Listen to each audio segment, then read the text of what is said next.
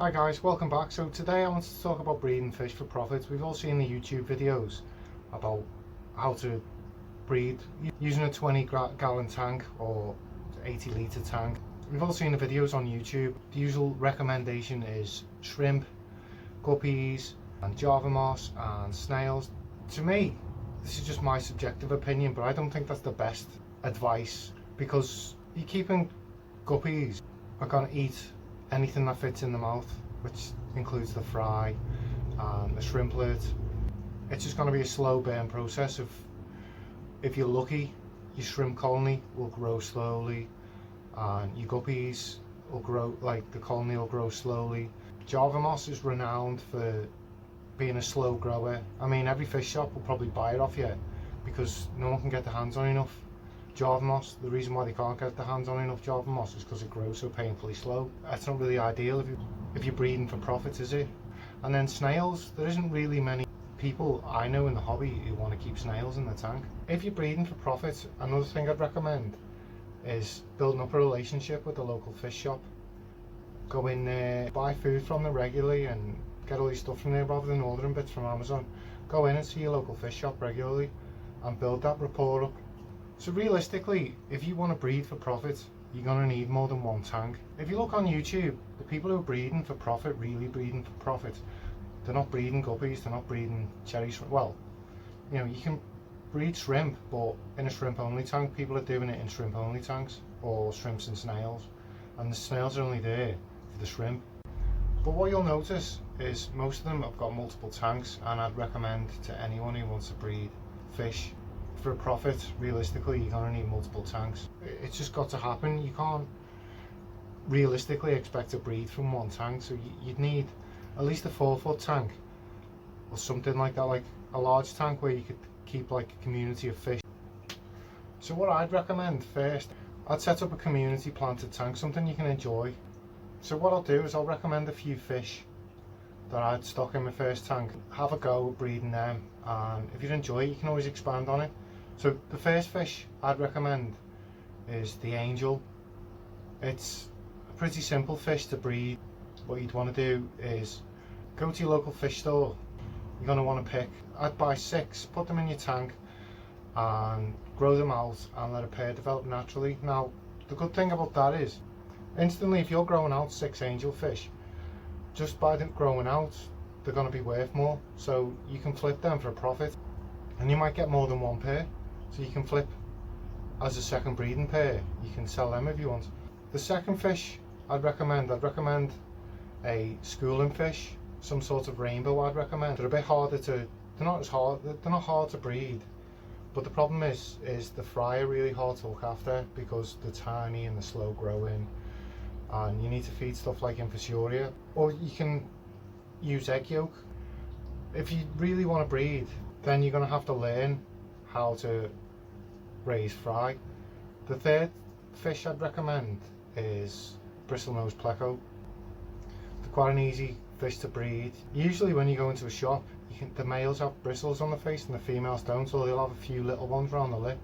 So if they're big enough in the shop, you can sex them there and then and buy a male and a female, and then put them in your tank, put a cave in, and they're pretty simple. It's pretty straightforward looking after them. It gives you an education on learning how to breed plecos, and then you can take that knowledge you've learned and put it into maybe trying some more complex plecos to breed, something a bit more higher value. And another fish I'd recommend trying to breed is a type of dwarf cichlids. You could pick rams, you could pick cabrensis or apistogrammas. Each one's slightly different, but they're not hard if you get it right to breed. They're slightly more challenging than the likes of your angels and your plecos, but as I say, you know, if you're breeding fish for profit, you're gonna want to learn different techniques, and like with the likes of angels, a lot of the stuff you learn breeding angels, you could maybe get more valuable angels, or you could apply that knowledge to discus, and then like I said with the plecos, you can apply that knowledge to rarer plecos.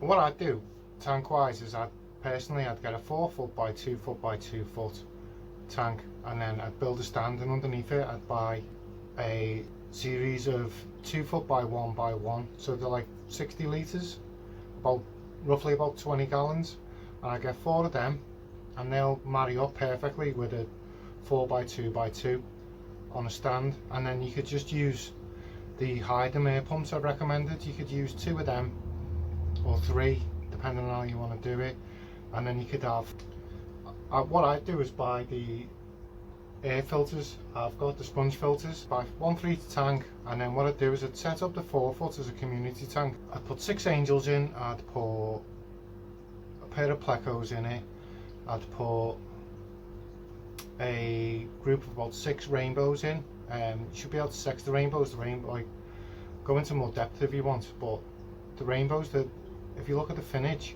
on the females it's usually orange, and on the males it's red. If you get praycocks, there's all different ways of sexing, but we could go into more depth if you wanted on that. And then I'd get half a dozen of them, and then like for me, I got rams, but I want some Apistogrammas. You can get Cabrensis, and obviously there's little different setups. We could talk about all that in a different video if you wanted to. If you wanted me to, leave a comment in the comments if you'd like me to go more in depth on any of this stuff, because I just feel like this is a quick introduction on stuff like that. So I'd get them tanks, I'd set it up as a community, I'd grow them out. Your Angels, they're gonna pair up. Like I said, you could flip the others for a quick profit. You could get some juvenile Plecos if you couldn't find adults, grow them out, and then you sex them, get a male and female, and then the other 2 you could take them back to the shop and you could make a profit on them. The rainbows, you could just pop a spawning mop in for a week. Once you've left it for a week, you take it out and you can pop that in one of the tanks. But what I'd do is I'd set it up, I'd put 2 of the sponge filters in the main tank, in the big tank, and then let that cycle. And then what I tend to do is, you've got the 2 sponges, I'd take one off and then just pop it in another tank when you're ready to cycle that, and then the sponge is already cycled then. And that's what I'd do. Obviously the Angels get quite territorial, so what you might want to do is, if they're being specifically aggressive towards anything whilst they're breeding, you could remove them and put them in the 2 foot. And then the way I do it is grow everything out, and once everything starts breeding, and I'd put them all in the smaller tanks and do water changes regularly. And so you'd have a breeding pair of Angels, breeding pair of Plecos. You could pop, what you could even do is have the, so you had rams and rainbows, you could put them in the same tank. You'd have the rams spawn at the bottom and the rainbows at the top with a breeding mop, and then you got a spare tank then that you know, you could put breeder boxes in them and grow them out in the breeder boxes, and then you got a 4 foot tank you could use as a grow out, and then you could just keep expanding. That's, you know, it just goes on and on. Then you could invest in more stuff, or you could flip, say, the Angels for discus if that's what you're interested in, or the bristlenose for like L333s like I've got. So there you go, guys. You know, I just wanted to tackle the whole breeding for profit thing. When I've watched them videos, I don't really feel like I've got guppies and shrimp in a tank. I don't feel like I'd want to be breeding them for profits. Plus I've got Java moss in there, and it's only doubled in size in about 6 months, so I'm not making £1 million off that anytime soon, am I? Anyway, guys, take care. You know, if you like this video, please give us a thumbs up. If you like the topics I'm talking about, please subscribe. It helps the channel out massively. Anyway, guys, take care.